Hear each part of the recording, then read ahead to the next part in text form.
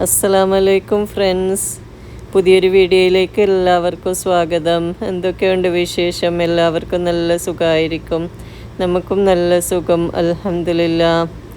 ഇന്ന് ഞാൻ ചെയ്യുന്നത് നല്ലൊരു അപ്പത്തിൻ്റെ റെസിപ്പിയാണ്. ഒരു അടിപൊളി, നമുക്ക് ഡിന്നറിനായാലും ബ്രേക്ക്ഫാസ്റ്റിനെല്ലാം ഉണ്ടാക്കാൻ പറ്റിയ നല്ല സോഫ്റ്റ് അപ്പം, നല്ല വെളുത്ത പഞ്ഞ് പോലത്തെ അപ്പം. എനിക്കൊന്നും നിങ്ങളാരും ഇതുവരെ ഇതുപോലെ ഒരു അപ്പം കഴിച്ചിട്ടുണ്ടാവില്ല. അപ്പം നിങ്ങൾ ഇതുവരെ ഇതുപോലത്തെ അപ്പം ഉണ്ടാക്കിയിട്ടില്ലെങ്കിൽ കണ്ട, നല്ല സോഫ്റ്റ്, ഈസ്റ്റൊന്നും ചേർക്കാതെ ഈ അപ്പം ഉണ്ടാക്കുന്നത് കേട്ടോ. ഈസ്റ്റൊന്നും ചേർക്കാതെ തന്നെ ഇതുപോലത്തെ നല്ലൊരു പഞ്ഞ് പോലത്തെ അപ്പം നമുക്ക് എങ്ങനെയാണ് ഉണ്ടാക്കുന്നത് നോക്കാം. അപ്പം നിങ്ങൾക്കെല്ലാവർക്കും ഇത് ഏത് കറിൻ്റെ കൂടെയും കഴിക്കാം കേട്ടോ. ഞാനിന്ന് പച്ചക്കറിയും മീനും മുളകിട്ടതും ആക്കുന്നു ഈ അപ്പത്തിന് വേണ്ടിയിട്ട്. അപ്പം നമുക്ക് ഏത് കറിൻ്റെ കൂടെ, ചിക്കൻ കറിൻ്റെ ആയാലും മട്ടൻ കറിൻ്റെ ആയാലും ഏത് കറിൻ്റെ കൂടെ കഴിക്കാൻ പറ്റിയ നല്ല അടിപൊളി അപ്പമാണ്. അപ്പോൾ നിങ്ങൾ ഇതുപോലെ ഉണ്ടാക്കി നോക്കണം. എന്നിട്ട് അഭിപ്രായങ്ങൾ കമൻറ്റിലൂടെ അറിയിക്കണം. വീഡിയോ ഇഷ്ടപ്പെട്ടാൽ ലൈക്ക് ചെയ്യാനും നിങ്ങളുടെ ഫ്രണ്ട്സിനെല്ലാം ഒന്ന് ഷെയർ ചെയ്യാനും മറക്കരുത്. എൻ്റെ ചാനൽ ഇതുവരെ സബ്സ്ക്രൈബ് ചെയ്യാതെയാണ് കാണുന്നതെങ്കിൽ ഒന്ന് സബ്സ്ക്രൈബ് ചെയ്ത് സപ്പോർട്ട് ചെയ്യണം.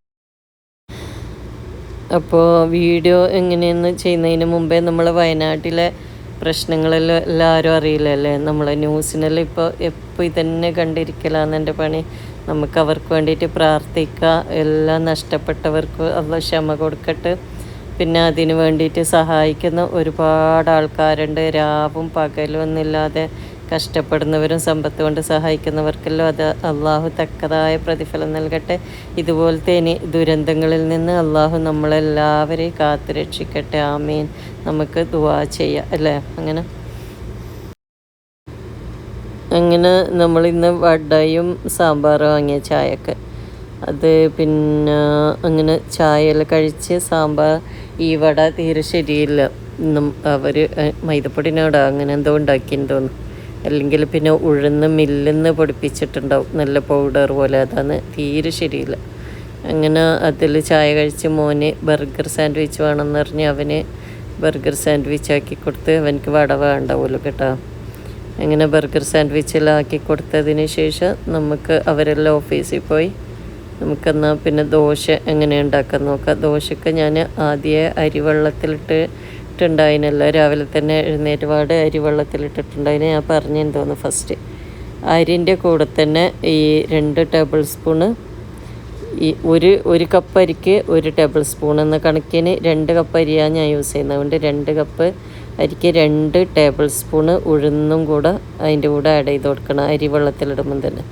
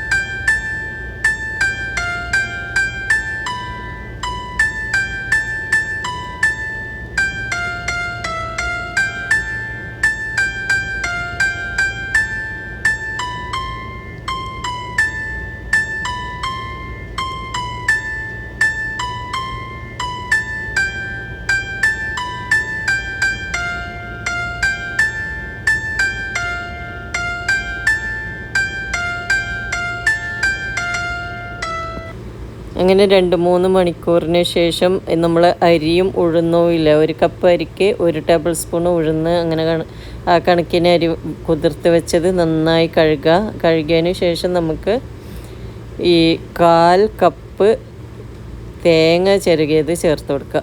1 കപ്പ് അരിക്ക് 1/4 കപ്പ് തേങ്ങ, 1 കപ്പ് അരിക്ക് 1 ടേബിൾ സ്പൂണ് ചോറ്, ഈ അളവിൽ നമുക്ക് ചേർത്ത് കൊടുക്കുക. 1 കപ്പ് അരിക്ക് 1 ടേബിൾ സ്പൂണ് ചോറാണ് ചേർക്കാൻ പറ്റുക. ചോറ് കൂടിപ്പോയാലെങ്കിൽ എന്താവാന്ന് പറഞ്ഞാൽ ഈ അപ്പം ഒട്ടിപ്പിടിക്കുന്ന മാതിരി ഉണ്ടാവും. എത്ര വെന്താലും നമുക്ക് കഴിക്കുമ്പോൾ ഒരു ഒട്ടിപ്പിടിക്കുന്ന മാതിരി ഉണ്ട്, ഉള്ളു വേവാത്ത മാതിരി. അതുകൊണ്ട് 1 കപ്പ് അരിക്ക് 1 ടേബിൾ സ്പൂണ് ചോറ് മാത്രം ചേർക്കാം. ചോറ് ചേർക്കുന്നത് നല്ല സോഫ്റ്റ് ആകാൻ, നമ്മൾ ഈസ്റ്റൊന്നും ചേർക്കുന്നില്ലല്ലോ.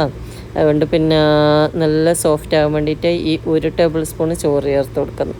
അങ്ങനെ നമുക്ക് നന്നായി അരച്ച് ഒരു 3-4 മണിക്കൂർ റെസ്റ്റ് ചെയ്യാൻ വെച്ചതിന് ശേഷം ഇതുപോലത്തെ അപ്പം ഉണ്ടാക്കുന്നില്ലേ നമ്മൾ, ഈ വെള്ളപ്പം, ഈ അപ്പം ഉണ്ടാക്കുന്ന ചട്ടിയിൽ ഒഴിച്ചിട്ട് 1 സ്പൂൺ ഒഴിച്ചതിന് ശേഷം നമ്മൾ സാധാരണ വെള്ളപ്പം ഉണ്ടാക്കുമ്പോൾ ഇതുപോലെ ചുറ്റിച്ചിട്ടല്ല ഉണ്ടാക്കാൻ, അങ്ങനെ ചുറ്റിച്ചിട്ട് ഉണ്ടാക്കുമ്പോൾ ആണെങ്കിൽ നടുമാത്രം ഒരു സോഫ്റ്റും സൈഡെല്ലാം ഒരു ക്രിസ്പി പോലെ ആകാൻ, അതുപോലെ ആവണ്ട. നമുക്ക് ഈ അപ്പത്തിന് 1 സ്പൂൺ ഒഴിച്ച് ആ സ്പൂണോടൻ്റെ ഒന്ന് പരത്തി അടച്ച് വെച്ച് ലോ ഫ്ലെയിമിലിട്ട് ഒന്ന് വേവിച്ചെടുക്കാം. അങ്ങനെയാണ് ഇതുപോലത്തെ സോഫ്റ്റ് അപ്പം നമ്മൾ ഇവിടെ റെഡി ആയിട്ടുണ്ട്. അടിപൊളി അപ്പം ഒന്ന് ഏത് കറിൻ്റെ കൂടെയും കഴിക്കാം. ഞാനിവിടെ പറഞ്ഞില്ലേ പച്ചക്കറിയും ഫിഷ് കറിയാണ് ഉണ്ടാക്കുന്നത്. അപ്പോൾ മക്കളൊന്നും ഫിഷ് കഴിക്കൂല, അതുകൊണ്ടാണ് മക്കൾക്ക് പച്ചക്കറി ഉണ്ടാക്കുന്നത് കേട്ടോ. കണ്ട, ഈസ്റ്റ് ചേർക്കാത്ത നല്ല അടിപൊളി അപ്പം. അപ്പോൾ നിങ്ങൾ എന്തായാലും ഇതുപോലെ ഒന്ന് ഉണ്ടാക്കി നോക്കിയിട്ട് അഭിപ്രായങ്ങൾ കമൻറ്റിലൂടെ അറിയിക്കണം.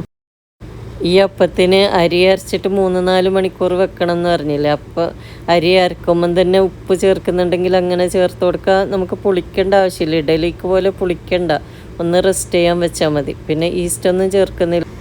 അങ്ങനെ നല്ല സോഫ്റ്റ് അപ്പം റെഡിയായി. പിന്നെ ഞാനിവിടെ പച്ചക്കറിയാണ് ഇന്ന് ഉണ്ടാക്കുന്ന അപ്പത്തിന്. പിന്നെ ഉപ്പൊക്കെ കുറച്ച് ഫിഷ് കറി, മീൻ മുളകിട്ടതും കൂടെ ഉണ്ടാക്കുന്നുണ്ട്. അതിൻ്റെ റെസിപ്പിയും കൂടി ഇതിൻ്റെ കൂടെ ഉണ്ട്. അതുകൊണ്ട് നിങ്ങൾ ലാസ്റ്റ് വരെ സ്കിപ്പ് ചെയ്യാതെ കാണണം.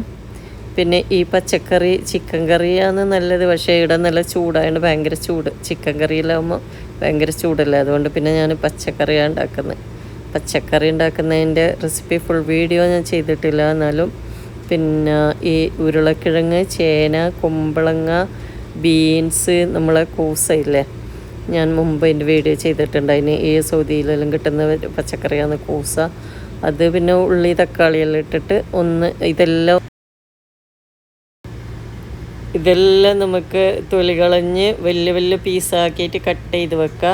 പിന്നെ ഒരു കുക്കറിൽ പരിപ്പിട്ട് കഴുകി വെള്ളം ഒഴിച്ച് ആവശ്യത്തിന് പരിപ്പ് വേവാനാവശ്യമായ വെള്ളം ഒഴിച്ച് നമുക്ക് മഞ്ഞൾപ്പൊടി ഉപ്പിട്ട് പരിപ്പ് ഒരു കുക്കറിലാണ് വെക്കുന്നത്. അതുകൊണ്ട് ഒരു വിസിലടിച്ചതിന് ശേഷം നമുക്ക് അതിൻ്റെ കാറ്റ് കളഞ്ഞിട്ട് ഈ പച്ചക്കറിയെല്ലാം ഇട്ട് കൊടുക്കാം. പച്ചക്കറി ഇട്ട് വെന്തതിന് ശേഷം നമുക്ക് എന്താക്കാം, തേങ്ങയും മഞ്ഞൾപ്പൊടിയും, ഞാനൊരു വലിയ പീസ് സവാളയും കൂടെ ഇടുന്നുണ്ട് തേങ്ങൻ്റെ കൂടെ. ഉള്ളിയാണെങ്കിൽ ചെറിയ ഉള്ളിയാണെങ്കിൽ ചെറിയ ഉള്ളി ഒരു 3-4 എണ്ണം ഇട്ട് കൊടുത്താൽ മതി. അങ്ങനെ അത് നന്നായി പച്ചമുളക് മഞ്ഞൾപ്പൊടിയെല്ലാം ഇട്ട് നന്നായി അരച്ചതിന് ശേഷം നമ്മൾ ഈ പച്ചക്കറിയും പരിപ്പും വെന്തതിൽ ഒഴിച്ച് ഒന്ന് വെളിച്ചെണ്ണയിൽ കടുക്, വറ്റൽമുളക്, കറിവേപ്പില ഇവയെല്ലാം ഒന്ന് വറുത്തൊഴിച്ച് കൊടുക്കുക. നല്ല അടിപൊളി കറിയാണ്. അപ്പോൾ നിങ്ങൾ ഈ പച്ചക്കറിയും അപ്പവും ഒന്ന് ഉണ്ടാക്കി നോക്കണം കേട്ടോ. അങ്ങനെ നമ്മൾ പച്ചക്കറിയും ഈ അപ്പവും റെഡിയായി. ഇതിൽ കട്ട് ചെയ്ത് പരിപ്പിലിട്ടിട്ടുണ്ട്. ഇനി പിന്നെ നമ്മൾ ഫിഷ് കറിയാണ് ഉണ്ടാക്കുന്നത്. ലാസ്റ്റ് ഫിഷ് കറീൻ്റെ വീഡിയോ ഉണ്ട്, ഫുള്ള് നിങ്ങൾ കാണണം കേട്ടോ.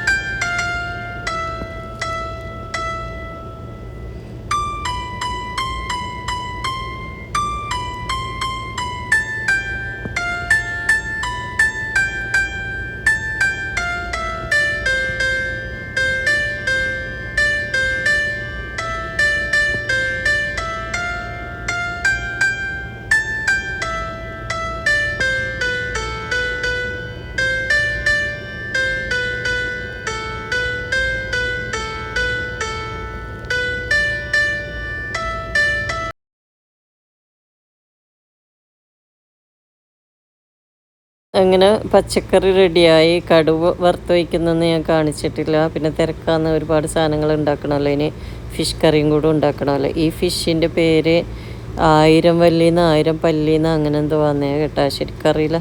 അപ്പോൾ അത് അവർ ക്ലീൻ ചെയ്ത് കട്ട് ചെയ്തിട്ട് തന്നെ തരുമല്ല. അത് നന്നായി കഴുകിയതിന് ശേഷം പിന്നെ ഉള്ളി അല്ലെങ്കിൽ ചെറിയ ഉള്ളിയോ സവാള ചെറുതായി കട്ട് ചെയ്ത് നമുക്ക് വെളിച്ചെണ്ണയിൽ ഒന്ന് ഫ്രൈ ചെയ്തെടുക്കുക. അതിന് ശേഷം പിന്നെ തക്കാളി മുളക്, നമ്മൾ ചുവന്ന മുളകില്ലേ, മുളക് പൊടി, തക്കാളി, ചുവന്ന മുളക് പൊടി, ഇതെല്ലാം കുടംപുളി, ഒരു ചെറിയ 2 പീസ് കുടംപുളി ഇട്ടിട്ടുണ്ട്. ഇനി നമ്മൾ സാദാ പുളി പിഴിഞ്ഞ് വയ്ക്കുന്നുണ്ട്, ഇങ്ങനെ വയ്ക്കാം. ഞാൻ കുടംപുളിയാണ് യൂസ് ചെയ്യൽ ഫിഷ് കറിക്ക്. അങ്ങനെ അതെല്ലാം ഒന്ന് ജസ്റ്റ് അടിച്ചതിന് ശേഷം നമുക്ക് ഈ ഉള്ളി ഫ്രൈ ചെയ്തതിൽ ഒഴിച്ചു കൊടുത്ത് പിന്നെ ഫിഷും കഴുകിയ ഫിഷ് ഇട്ട് ഉപ്പ്, കറിവേപ്പില, പച്ചമുളക് ഇതെല്ലാം ഇട്ട് ഒന്ന് തിളപ്പിച്ചെടുക്കാം. നമ്മളെ കറി, അപ്പം, പച്ചക്കറി ഇതെല്ലാം ഇവിടെ റെഡിയായി. അപ്പം നിങ്ങൾക്കെല്ലാവർക്കും എൻ്റെ വീഡിയോ ഇഷ്ടപ്പെട്ടു എന്ന് കരുതുന്നു. വീഡിയോ ഇഷ്ടപ്പെട്ടാൽ നിങ്ങൾ ലൈക്ക് ചെയ്യാൻ മറക്കരുത്. ഒന്നിപ്പം തന്നെ ലൈക്ക് ചെയ്തോ. അതുപോലെ തന്നെ നിങ്ങളുടെ അഭിപ്രായങ്ങൾ കമൻറ്റിലൂടെ അറിയിക്കണം. പിന്നെ എൻ്റെ ചാനൽ ഇതുവരെ സബ്സ്ക്രൈബ് ചെയ്യാതെയാണ് കാണുന്നതെങ്കിൽ ഒന്ന് സബ്സ്ക്രൈബ് ചെയ്യണം പ്ലീസ്. വീഡിയോ ഇഷ്ടമാണെങ്കിൽ നിങ്ങൾ ഫ്രണ്ട്സിനെല്ലാം ഒന്ന് ഇതിൻ്റെ ലിങ്ക് അയച്ചു കൊടുക്കണം. അപ്പോൾ ഇനി നെക്സ്റ്റ് നല്ലൊരു വീഡിയോ ആയിട്ട് കാണുന്നത് വരെ ബായ്, അസ്സലാമ, താങ്ക് യു.